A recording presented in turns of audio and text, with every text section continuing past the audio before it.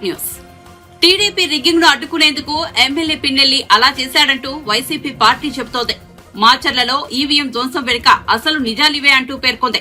రెంటచింతల మండలం పాల్వాయి గేటులో వైఎస్ఆర్సీపీ ఏజెంట్లని కొట్టి polling booth నుంచి బయటకు పంపిందట టీడీపీ. వైఎస్ఆర్సీపీకి ఓటు వేసే అవకాశం ఉన్న ఓటర్లని పోలింగ్ కేంద్రంలోకి వెళ్లకుండా వారిపై కూడా దాడి చేశారట. అయితే దీనిపై సమాచారం అందగానే అక్కడికి వెళ్లిన ఎమ్మెల్యే పిన్నెల్లిపై కూడా దౌర్జన్యం చేశారట. టీడీపీ ఓటమికి సాకుల కోసం అసలు విషయాలు దాచేసి తప్పుడు ప్రచారంతో బోధ జల్లుతోందని వైసీపీ పేర్కొంది. ఘోర ఓటమి భయంతో టీడీపీ నేతల దారుణకాండ సృష్టించారని వైసీపీ తెలిపింది. వైఎస్ఆర్సీపీకి దండుగా నిలిచే వర్గాల వారు ఓట్లు వేయకుండా అడ్డుకునే కుట్ర చేసిందని వెల్లడించింది. పల్నాడు, తాడిపత్రి, జమ్మలమడుగు, చంద్రగిరి సహా ఆంధ్రప్రదేశ్ రాష్ట్ర వ్యాప్తంగా పోలింగ్ రోజున అల్లర్లు సృష్టించారని వైసీపీ ఆరోపణలు చేసింది.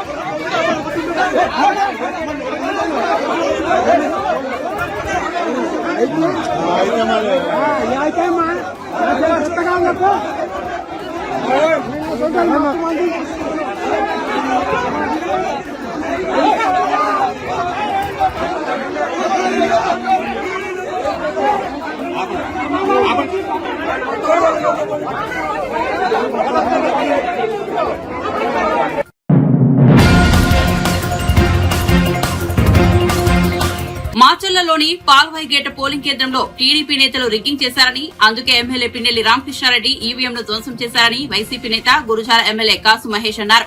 బుధవారం ఆయన మీడియా సమావేశంలో మాట్లాడుతూ ఈ ఘటనపై ఎంతవరకైనా వెళ్తామన్నారు. మాచర్లలో రిగ్గింగ్ జరిగిన మాట వాస్తవమన్నారు. పిన్నెల్లి ఈవీఎంను ధ్వంసం చేసిన ఒక్క వీడియో మాత్రమే ఎందుకు బయటకు వచ్చిందని, అన్ని వీడియోలు కూడా బయట పెట్టాలని డిమాండ్ చేశారు. పోలింగ్ స్టేషన్ లోపలే కాదు బయట కూడా ఏం జరిగిందో తెలియాలన్నారు. పిన్నెల్లి దాడి ఘటనకు 2-3 గంటల ముందు ఏం జరిగిందో వీడియో విడుదల చేయాలన్నారు. పగిలేది కాదేమో, గతంలో పగలలేదే, గతంలో ఎప్పుడూ జరగలేదే. ఇదే రామకృష్ణారెడ్డి గారు అక్కడ ఇది 5వ సారి పోటీ చేస్తున్నాడు, 4 సార్లు పోటీ చేశాడు. ఏ రోజు కూడా ఒక ఈవీఎం పగలగొట్టినట్టు పోలింగ్ రోజు హింస చేసినట్టు లేదే. ఈరోజు ఎందుకు అక్కడికి పోవాల్సి వచ్చింది? సరే, చేశాడా చేయలేదా నిలకడలో తెలుస్తుంది, కోర్టులో పోరాటం చేస్తాం. బట్ అసలు ఆ ఘటన వచ్చే అవకాశం ఎందుకు వచ్చింది?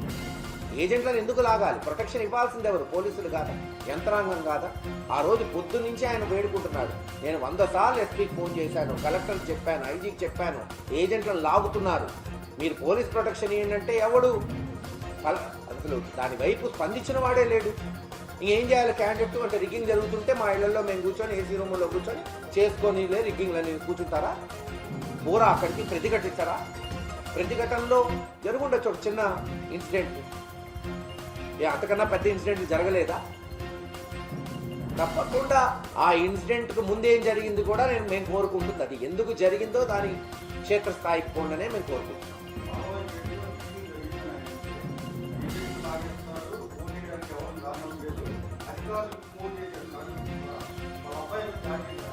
అవును, ఎమ్మెల్యే సెక్యూరిటీ ఉన్న ఎమ్మెల్యే కార్ల మీద దాడి చేస్తున్న వీడియోలు కూడా ఉన్నాయి.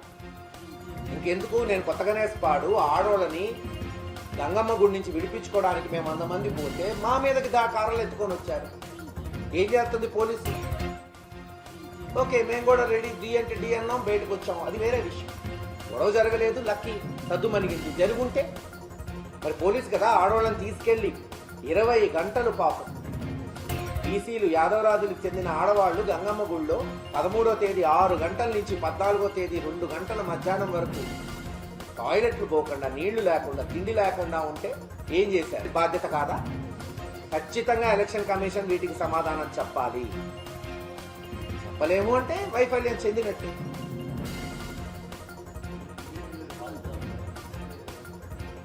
మీకే తెలుస్తుంది కదా, కొంచెం ఓపిక పట్టండి. ఛానల్స్లో వచ్చిందే కరెక్టా కాదు, మీ ఛానల్స్లో వచ్చిందే నిజం అవ్వదు కదా. Let us wait and see. అసలు ఊర్ల నుంచి మమ్మల్ని హౌస్ అరెస్ట్ చేసి ఊర్ల నుంచి కాన్స్టిట్యున్సీ నుంచి దూరంగా ఉండమనింది ఎవరు మమ్మల్ని? మరి అన్నీ మీరే చెప్తున్నారు. బయట ఉండమనింది ఎవరు? కాన్స్టిట్యున్సీలోకి అన్ని మాతో సహా హౌస్ అరెస్ట్ చేసి మీరు కాన్స్టిట్యున్సీస్లో ఒక వారం రోజుల వరకు అడుగు పెట్టద్దు ఎవరినైనా, అన్ని పార్టీ వాళ్ళు. మేము కూడా సహకరించాం, గొడవలు తగ్గుతాయని. ఆయన హైదరాబాద్ పోయి ఉండొచ్చు, నేను 2 రోజులు హైదరాబాద్ పోయాను, నిన్న వచ్చాను, అంతకుముందు 2 రోజులు ఇక్కడే ఉన్నాను. కాన్స్టిట్యున్సీలో అడుగు పెట్టద్దని మాకు చెప్పింది, రిక్వెస్ట్ చేశారు. మేమేమి మంచిదే, మేమేం కాదనలేదు, కానీ సహకరించాం. గొడవలు సర్దుమని ఉంటాయి, మనం పోతే ఒక 100 మంది పోగవుతున్నారు, ఈ 100 మందిని కంట్రోల్ చేయడానికి వాళ్ళకి సపోర్ట్ లేదని వాళ్ళు పోలీసులు రిక్వెస్ట్ చేశారు. మరి ఈరోజు పిన్నెల్లి రామకృష్ణారెడ్డిని కూడా కాన్స్టిట్యున్సీ బయట ఉండమన్నారు, హైదరాబాద్ పోయి ఉన్నారు. పారిపోయాడా, వస్తున్నాడా, బెయిల్ కేసాడా, కోర్టులో ప్రతిఘటిస్తాడా, టైం చెప్పింది. కానీ ఎవరి వర్షన్ వాళ్ళు పారిపోయాడని రాసుకోండి. మీడియా రాసిందే నిజం కాదు కదా.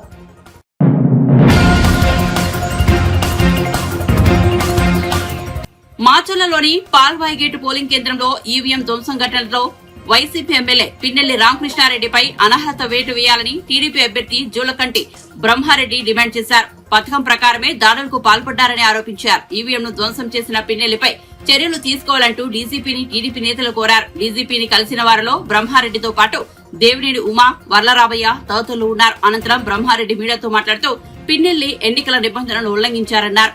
పాల్వాయి గేట్ ఘటనలో అన్నిటికీ ఎమ్మెల్యేనే కారణమన్నారు. ఈవీఎం ధ్వంసం చేస్తుండగా అడ్డుకునేందుకు ప్రయత్నించిన శేషగిరిరావుపై రోడ్డులతో దాడి చేయించడం దుర్మార్గమన్నారు. పోలింగ్ కు ముందు, ఆ తర్వాత నియోజకవర్గంలో ఏ చిన్న ఘటన జరిగినా అందులో ఎమ్మెల్యే ప్రమేయం ఉందన్నారు. దాడులు చేస్తామని పిన్నెల్లి ముందే చెప్పారని, చెప్పిన విధంగా దాడులకు పాల్పడ్డారని ఆరోపించారు. పోలీసులకు సవాల్ విసిరి ఎన్నికల వ్యవస్థను అపహాస్యం చేశారని మండిపడ్డారు.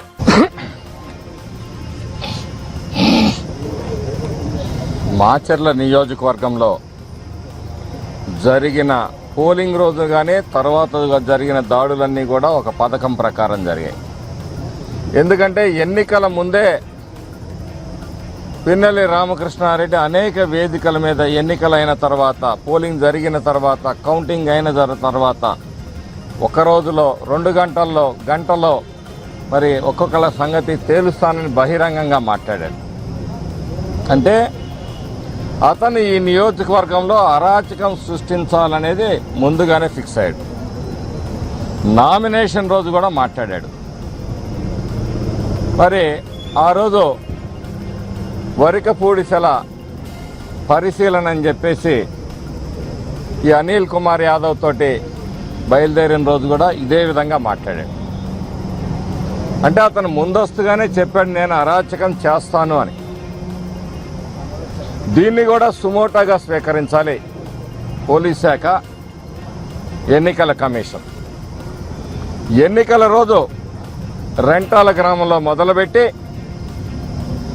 కండ్లకుంట, కొత్త పుల్లారెడ్డిపురంలో విధ్వంసం సృష్టించారు.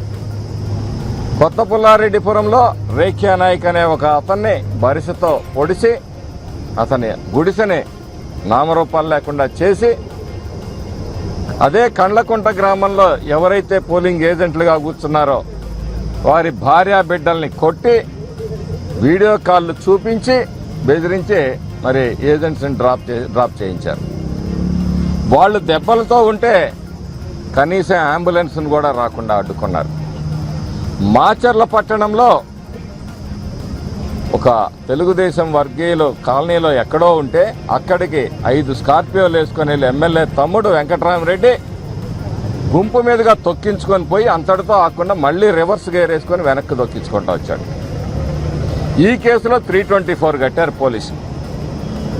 మరి పాలవాయి గేట్లో శాసనసభ్యుడు ఎవరైనా లోపలికి పోవచ్చు, ఎలక్షన్ ఎలా జరుగుతుందో తెలుసుకోవచ్చు, బయటికి రావాలి.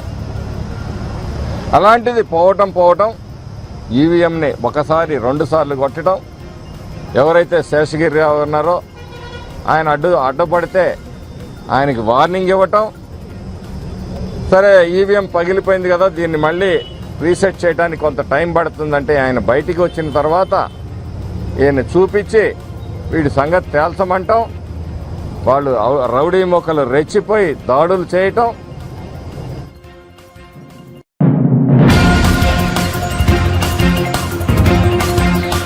ఈవీఎం ధ్వంసం వీడియోను నారా లోకేష్ ఎందుకు పోస్ట్ చేశాడని ఫైర్ అయ్యారు మంత్రి అంబటి రాంబాబు. పిన్నెల్లి రామకృష్ణారెడ్డి ఇష్యూపై మంత్రి అంబటి రాంబాబు స్పందించారు. ఎన్నికల రోజు పల్నాడు జిల్లాలో హింసాత్మక ఘటనలు జరిగాయన్నారు. కొన్ని చోట్ల వైఎస్ఆర్సీపీ ఓటర్లపై టీడీపీ దాడులు చేసిందని తెలిపారు. సందర్భం లేదు, దాని మీద యాక్షన్ తీసుకునేటువంటి సందర్భం లేదు. ప్రధానంగా నేను ఇవాళ అడుగుతున్నటువంటి ప్రధానమైన ప్రశ్న ఏమిటి అంటే, పిన్నెల రామకృష్ణారెడ్డి గారు దాన్ని పగలగొట్టాడని చెప్పబడుతున్నటువంటి video fake వీడియోనా, correct వీడియోనా? Number 2, correct video అయితే ఎలా ఎన్నికల కమిషన్ దగ్గరికి రిలీజ్ కాకోకుండా ఎందుకు లోకేష్ దగ్గర రిలీజ్ అయింది, ట్విట్టర్లో ఎందుకు పెట్టాడు, దాని మీద ఎన్నికల కమిషన్ యాక్షన్ తీసుకోవడానికి ప్రయత్నం చేయడం ఏమిటి అనే విషయాలను దయచేసి ఆలోచన చేయవలసినటువంటి అవసరం ఉందని ఈ సందర్భంగా నేను చెప్పదలుచుకున్నాను. నేరం ఎవరు చేసినా వారిని చట్టం చర్య తీసుకోవాల్సిన దానికి మేము వ్యతిరేకం కాదు. నేరం చేసినట్టుగా భావించి అలా ఫేక్గా చేయటం అనేది తప్పైనటువంటి అంశం. నిజంగా నేరం జరిగిన వారి మీద శిక్షించుకోకుండా చేసేటువంటి ప్రయత్నాలు జరుగుతున్నాయని మేము ప్రజాస్వామ్యంలో ఆందోళన చెందుతున్నాం. దీని మీద సరైనటువంటి యాక్షన్ తీసుకోవాల్సినటువంటి అవసరం ఉంది అని భావిస్తున్నాం. ఎక్కడైతే బూత్ క్యాప్చరింగ్ జరిగిందో ఆ వీడియోస్ అన్ని ఎలక్షన్ కమిషన్ బయట పెట్టమని నేను అడుగుతాను. ఒక చోట కాదు, మేము అనేక చోట్ల కంప్లైంట్ చేశాం. అవన్నింటిని కూడా బయట పెట్టే మార్గం చూడండి. ఎలక్షన్ కమిషన్ ఎస్ దీనిలో తప్పు జరగలేదు, దిస్ ఇస్ ద వీడియో అని చెప్పండి. ఎలక్షన్ కమిషన్ అథారిటీగా రిలీజ్ చేయాలి తప్ప ఎలక్షన్ కమిషన్ పేరు మీద నేను దొంగతనంగా తీసుకునో, లేకపోతే నేను దాన్ని ఫేక్ చేసో, లేదా లోకేష్ మీదో, లేకపోతే చంద్రబాబు మీదో నేను రిలీజ్ చేస్తే ఉపయోగం ఉంటుంది. What is evidence? అది కంక్లూజివ్ ఎవిడెన్స్ కాదు, అది పవిత్రమైన ఎవిడెన్స్ అంతకంటే కాదు అనే విషయాన్ని దయచేసి అర్థం చేసుకోవాలని ఈ సందర్భంగా నేను కోరుతున్నాను. ఎన్నికల అధికారులు కూడా, ఎన్నికల కమిషన్ కూడా దీని మీద సరైనటువంటి విచారణా మార్గాన్ని ఎన్నుకోవాలని కోరుతున్నాను. పలనాడులో అంటే మా జిల్లాలో చాలా ఎక్కువగా హింసాత్మక సంఘటనలు జరిగి, ఒక విధంగా చెప్పాలంటే కానీ విని ఎరుగని రీతిలో ఏ రోజు జరగనటువంటి విధంగా, ఏ ఎన్నికల్లోనూ జరిగినంత హింస అక్కడ చోటు చేసుకుంది. ఆ హింస చోటు చేసుకోవడానికి గల కారణాల మీద మేము ఈసీకి అనేక రకాలుగా రిపోర్ట్ చేయడం జరిగింది.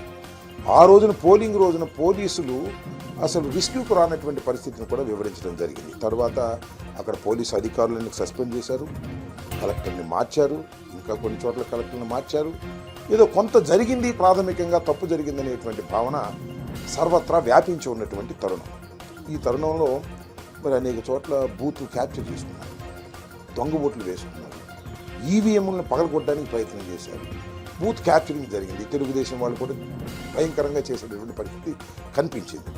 ఇక్కడ ప్రధానంగా ఇవాళ నేను మాట్లాడాలనుకుంటున్న అంశం ఏంటంటే, పిన్నెల రామకృష్ణారెడ్డి గారు మాచర్ల నియోజకవర్గంలో చాలా దారుణాలు జరిగిపోయాయి. కొన్ని చోట్లయితే అసలు పోలింగ్ స్టేషన్లోకి వైఎస్ఆర్ కాంగ్రెస్ పార్టీ ఓటర్లు వెళుతుంటే వారిని వెళ్ళకోకుండా అడ్డుకొని కొట్టి తన్ని గాయపరిచి బయటికి పంపించినటువంటి సంఘటన చూసాం. దాని మీద అనేక సందర్భాల్లో ఆ రోజున చివరికి పిన్నెల రామకృష్ణారెడ్డి గారు కూడా ఆయన రిపోర్ట్ చేయడం జరిగింది, ఫోన్ చేయడం జరిగింది. కానీ ఎవరు పోలీసులు రిస్క్కు రాలేదు. అయితే ఇవాళ నాకు చిత్రంగా అనిపించింది అంటే, ఇవాళ ఒక వీడియో రిలీజ్ అయింది. ఇది రామకృష్ణారెడ్డి గారు ఒక పోలింగ్ బూత్లో, ఏ పోలింగ్ బూత్ అయితే ఇప్పుడు నేను చెప్తున్నాను, ఆ పోలింగ్ బూత్లో ఆ ఈవీఎంలు పగలగొడుతున్నట్టుగా ఒక వీడియో రిలీజ్ అయింది. ఎక్కడి నుంచి రిలీజ్ అయిందో మరి అర్థం కాదు. ఇది election commission has to release. యాక్చువల్గా ఇది లోకేష్ గారు ట్విట్టర్లో పెట్టారంట. ఇట్ట చేరింది లోకేష్ గారు ట్విట్టర్కి. Is it false or right? అది ఫేక్గా, అది కంక్లూజన్ ఎవిడెన్సా కాదా ఆలోచించాలి కదా. ఇది డైరెక్ట్గా తెలుగుదేశం అధినేత కొడుకు అయినటువంటి లోకేష్ ట్విట్టర్లోకి ఎట్లా వెళ్ళింది? కలెక్టర్న రిలీజ్ చేయాలి, ఎలక్షన్ కమిషన్కి సంబంధించిన వారిని రిలీజ్.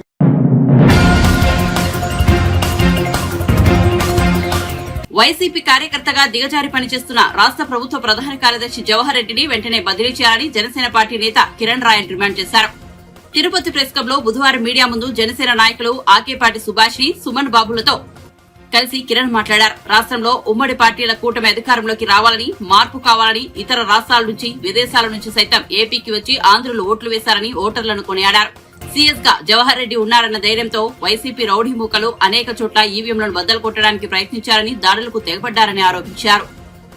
ఎవరు ఎన్ని చెప్పినా మేమైతే ఒకటే చెప్తున్నాం, దీనికంతా కారణం సిఎస్ జవహర్ రెడ్డి గారు మాత్రమే. అనేక సార్లు చెప్పాం గతంలో కూడా, సిఎస్ జవహర్ రెడ్డి గారిని బదిలీ చేయండి, ఆయన ఉంటే ఎన్నికలు సజీవం జరగమని చెప్పాం. అదేవిధంగా జరిగింది. ఎంత ధైర్యం ఉంటే ఈరోజు రాష్ట్రంలో ఒక పోటీ చేసిన అభ్యర్థి ఈవీఎం బద్దలు కొట్టినా జరిగిన వారానికి వారమైంది నిన్న బయటకు వచ్చింది. అంటే ఇలాంటివి ఇంకా రాష్ట్రంలో ఎన్ని ఉన్నాయో, ఇన్ని చోట్ల ఏమేమి జరిగాయో ఇవన్నీ కూడా బయట పెట్టాలి. ఈరోజు ఆయన లుకౌట్ నోటీస్ ఇచ్చి ఆయన కనిపిస్తే పట్టుకోండి, పారిపోయారు అని చెప్తున్నారు కదా. నిన్నటి నుంచి ఆయన మీద ఇంత వైరల్ జరుగుతున్నా రామకృష్ణ రెడ్డి గారి మీద, ఆయన ఇంటర్వ్యూ చేసిన సాక్షి ఛానల్ ప్రతినిధి ఎవరైతే ఉన్నారో ఆయన కూడా నేరస్తులు చేర్చాలి. ఎందుకంటే గతంలో మనకు ఐడియా ఉంది, ముద్దు సీను ఒక హత్య చేసిన తర్వాత ఆయన్ని ఒక ప్రముఖ ఛానల్ ఇంటర్వ్యూ చేసింది. అప్పుడు ఆ ఇంటర్వ్యూ చేసిన వ్యక్తిని కూడా నేరస్తులు చేసి ఆ ఛానల్ మీద కేసు పెట్టారు. ఇప్పుడు ఇతను నేరస్తుడే కదా, ఇతన్ని ఇంటర్వ్యూ చేసి ఈయనకి ఆయన సపోర్ట్గా మాట్లాడిన ఛానల్ కూడా ఆ ప్రతినిధి కూడా అరెస్ట్ చేసి రిమాండ్ చేయాలి. చేస్తే కానీ ఇంకోసారి ఇలాంటివి జరగకుండా జాగ్రత్త పడతారు. రాష్ట్రంలో శాంతి భద్రత పూర్తిగా వైఫల్యమైంది. మేము ఒకటి అడుగుతున్న ఎలక్షన్ కమిషన్ ఈరోజు లెటర్ రాసాము కూడా. ఈ లెటర్ని ఫ్యాక్స్ ద్వారా పంపించాము, పోస్ట్ కూడా చేశాము ఢిల్లీ ఎలక్షన్ కమిషన్. మేము ఏమడుగుతున్నామంటే, సార్ ఎందుకు సిఎస్ జవహర్ రెడ్డి గారిని వెనకేసుకొస్తుంది ఎలక్షన్ కమిషన్ అర్థం కావట్లేదు. ప్రజలు అయోమయంలో ఉన్నారు, ఆలోచనలో పడ్డారు. డీజీపీని మార్చారు, అధికారులు మార్చారు, పోలీస్ అధికారులు మార్చారు. వీళ్ళందరికీ బాస్ ఎవరంటే సిఎస్. ఆయన ఎందుకు మార్చలేకపోతున్నాం? ఆయనకన్నా గొప్ప చీఫ్ సెక్రటరీలు ఎవరు లేరా ఈ రాష్ట్రంలో? ఎవరు పరిపాలన చేయలేరా?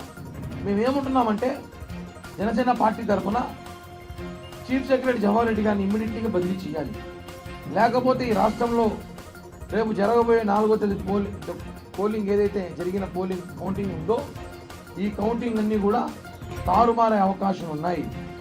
ఏజెంట్లు బూత్కు రానకుండా, పోలింగ్ స్టేషన్కి రాకుండా ఉండే అవకాశం ఉంది. కౌంటింగ్ స్టేషన్కి అభ్యర్థులు పోనీయకుండా చేయాలని అవకాశాలు ఉన్నాయి. కేసులు పెట్టాలని ప్రయత్నిస్తున్నారు, మాకు సమాచారం ఉంది. మీరు అర్థం చేసుకోవాలి. 43,000 పోలింగ్ కేంద్రాలు ఉంటే 34,000 పోలింగ్ కేంద్రాలు సీసీ కెమెరాలు పెట్టారంటే ఈ రాష్ట్రంలో బీహార్ కన్నా దారుణమైన పరిస్థితులు ఉన్నాయని చెప్పి కూడా మేము చెప్తున్నా. ఈరోజు మీకు తెలుసు కదా, ఎలక్షన్ కమిషన్ సీరియస్గా తీసుకొని జవహర్ రెడ్డి గారిని బదిలీ చేయకపోతే ఈ రాష్ట్రంలో రేపు కౌంటింగ్ ప్రశాంతంగా జరగదు. నిజమైన ప్రజలు వేసిన ఓట్లు కూడా తారుమారు చేసే అవకాశం ఉంది. అక్కడ కనీసం ఏమైనా జరిగినా కూడా మాట్లాడే అవకాశం కూడా ప్రత్యర్థులకి మా లాంటి ఒక పార్టీ నాయకులు కూడా వివరం చెప్పి తెలుస్తుంది. దీనిపైన విచారణ చేసి ఖచ్చితంగా ఆయన బదిలీ చేయాలి. లేకపోతే ఈ రాష్ట్ర సర్వనాశనం అయిపోతుంది 10 రోజుల్లో. అలాగే ఆయన చీఫ్ సెక్రటరీయా వైసీపీ సెక్రటరీ అర్థంగా ఉంది. నిన్నటి దినం ఆయన వైజాగ్ వెళ్ళొచ్చాడు సీక్రెట్గా. ఒక చీఫ్ సెక్రటరీ అయ్యుండి దొంగతనంగా వైజాగ్ వెళ్ళాల్సిన అవసరం ఉంది. ఆయన వైసీపీ కార్యకర్తలా పనిచేస్తున్నాడు. ఇంకా ఎలక్షన్ కోడ్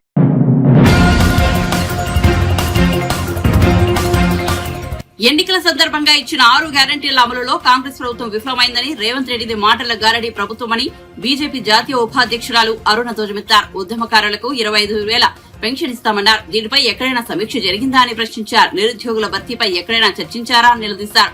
నల్గొండ జిల్లాలో బుధవారం వరంగల్, ఖమ్మం, నల్గొండ పట్టభద్రుల ఎమ్మెల్సీ ఉప ఎన్నికల్లో ప్రచారంలో భాగంగా నల్గొండ జిల్లాలో ఆమె పర్యటించారు. మళ్ళీ ఒకసారి తెలంగాణ వచ్చినాక కొత్తగా వచ్చినామని ఉమ్మడి ఆంధ్రప్రదేశ్ని ఏలి కాదు, దేశాన్ని ఏలినటువంటి పార్టీ కాంగ్రెస్ పార్టీ. మరి ఈరోజు ఒక చిన్న రాష్ట్రాన్ని ఈరోజు పాలించలేక బోర్లా ఎలకలా పడుతున్నటువంటి ఈ రాష్ట్ర ముఖ్యమంత్రి రోజుకో మాట పూటకొక మాట మాట్లాడుకుంటూ రాష్ట్ర ప్రజలను ఇవాళ 6 గ్యారెంటీల పేరుతో మోసం చేసి ఈరోజు రాష్ట్రంలో పెద్ద ఎత్తున 7 లక్షల కోట్ల అప్పు చేసింది బీఆర్ఎస్ ప్రభుత్వం అన్నాడని చెప్తుంటే, మరి అధికారంలోకి రాకముందు ఇప్పుడు అయిన ముఖ్యమంత్రి ఆ రోజు పిసిసి అధ్యక్షుడిగా ఉన్నాడు. మరి ఆ రోజు రాష్ట్రంలో పెద్ద ఎత్తున అప్పుల కుప్పగా ఈ రాష్ట్రం మారిపోయిందని ప్రతిపక్షంగా ఆ రోజు భారతీయ జనతా పార్టీ అనేకమైనటువంటి ఈ రాష్ట్రంలో జరుగుతున్నటువంటి అవినీతి కానీ ప్రజలకు చేస్తున్నటువంటి మోసాలు కానీ తెలంగాణ రాష్ట్రాన్ని అప్పుల కూపంలో నెట్టేస్తున్నటువంటి విషయంలో కానీ పెద్ద ఎత్తున పోరాటాలు చేస్తే వాళ్ళు కూడా అప్పుల కూపంలో పోయిందని మాట్లాడిన మాటను మరి ఈరోజు ఇప్పుడే ఆయన అధికారంలోకి వచ్చినాకనే తెలంగాణ రాష్ట్రం అప్పులలోకి వచ్చినట్టు కేసీఆర్ అప్పులో చేసినటువంటి రాష్ట్రాన్ని ఆయన చేతిలో పెట్టినట్టు నేను లంకె బుందలు ఉన్నాయనుకున్నా అని మాట్లాడుతుంటే ఇంతకీ అసలు ఎంత అనుభవమైనటువంటి నాయకుడిని కాంగ్రెస్ పార్టీ ముఖ్యమంత్రిగా చేసిందో ఓసారి అందరూ కూడా ఆలోచన చేయాల్సినటువంటి అవసరం ఉన్నది. తెలంగాణ రాష్ట్రం అధికారంలోకి రాకముందు మరియు నిరుద్యోగులకు కానీ ఉద్యోగులకు కానీ విద్యార్థులకు కానీ అనేక రకాలుగా హామీలు ఇచ్చి అధికారంలోకి వచ్చినటువంటి కాంగ్రెస్ పార్టీ ఇవాళ ఏ ఒక్క హామీనన్నా నెరవేర్చిందా ఒక్కసారి మనం ఆలోచన చేయవలసినటువంటి అవసరం ఉన్నది. ఈ రాష్ట్ర ప్రభుత్వం అనుభవాలేమితో ఈ రాష్ట్రాన్ని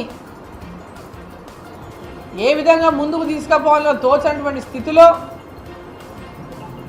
రోజుకో రకంగా మాట్లాడుతున్నటువంటి కాంగ్రెస్ పార్టీకి మరి ఈరోజు ప్రతిపక్షంగా భారతీయ జనతా పార్టీ అసెంబ్లీలో ప్రధాన ప్రతిపక్షంగా 8 మంది అసెంబ్లీ సభ్యులతో భారతీయ జనతా పార్టీ ఇవాళ ప్రజల పక్షాన ఒక పక్క అసెంబ్లీలో పోరాటం చేయడానికి సిద్ధమై మరి ఈరోజు కౌన్సిల్లో ఈ ఎలక్షన్ ముఖ్యంగా శాసన మండలి సభ్యునిగా మన అందరూ కూడా ఎన్నుకోబోతారు రేపు.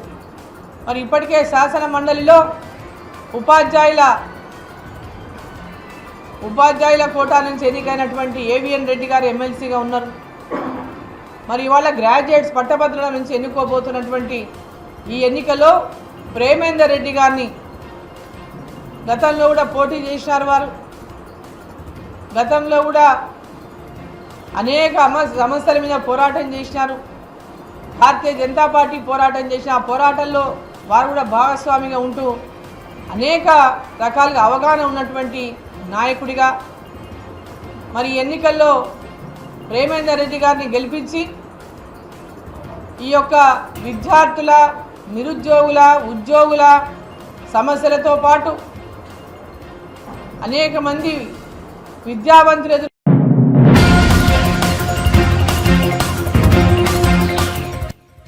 విపక్ష ఇండియా కూటమి క్యాన్సర్ కంటే ప్రమాదకారి అని, అది వ్యాపిస్తే దేశాన్నే నాశనం చేస్తుందని ప్రధాని నరేంద్ర మోదీ అన్నారు. లోక్సభ ఎన్నికల ప్రచారంలో భాగంగా బుధవారం యూపీలోని శ్రవస్తిలో జరిగిన ర్యాలీలో ఆయన మాట్లాడుతూ విపక్ష ఇండియా కూటమికి మద్దతత్వం, తీవ్ర జాతి వివక్ష, బంధుప్రీతి వంటి వ్యాధులున్నాయన్నారు. ఇవి క్యాన్సర్ కంటే ప్రమాదకరమైన వ్యాధులన్నారు. మోదీ దేశవ్యాప్తంగా 4 కోట్ల మంది పేదలకు ఇల్లు ఇచ్చారని, ఇప్పుడు సమాజ్వాదీ కాంగ్రెస్ కూటమి అధికారంలోకి వస్తే అన్నింటినీ తారుమారు చేస్తారని హెచ్చరించారు. విపక్షాలు గెలిస్తే పేదలకు తాము నిర్మించిన ఇళ్లను గుంజుకుని వాటిని తమ ఓటు బ్యాంకుకు వంచిస్తున్నాయని, పంచివేస్తాయని ఆరోపించారు. गौर सांप्रदायिक है। दूसरा, ये गौर जातिवादी है।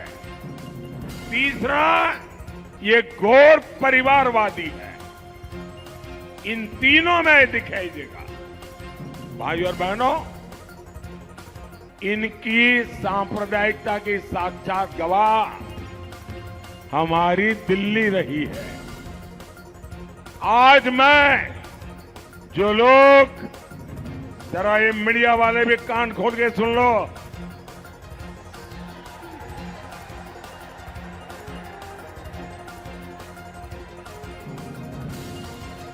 दिल्ली में जो लुटियन गैंग है, जो खान मार्केट गैंग है, उसने इन गौर सांप्रदायिक लोगों की रक्षा करने में अपनी जिंदगी खपा दी है। उनके पापों को देश की जनता से छुपाने का पाप किया है। और मैं इस चुनाव में एक लड़ाई लेकर के निकला हूं। जिन लोगों ने भारत के संविधान के साथ धोखा किया है, जिन्होंने भारत की बिन सांप्रदायिकता की भावना के साथ धोखा किया है। अब समय आ गया है ऐसे गैर सांप्रदायिक लोगों को देश पहचाने, मेरे मुसलमान भाई भी पहचाने। मैं बताना चाहता हूं,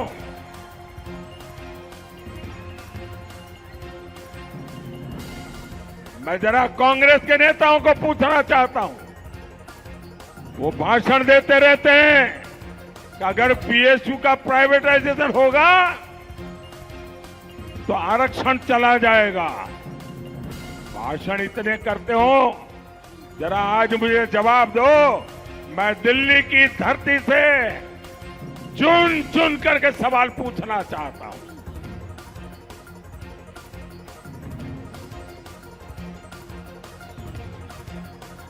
इसी दिल्ली में गले में जलते टायर डालकर मेरे सिख भाई बहनों को जिंदा जलाया गया था। ये गुनाह किसका था? ये गुनाह किसका था? आज कांग्रेस की छतरी के नीचे खड़ा हर दल सिख दंगे का गुनहगार है। ये मोदी है जो सिख दंगे के पीड़ितों को न्याय दिला रहा है।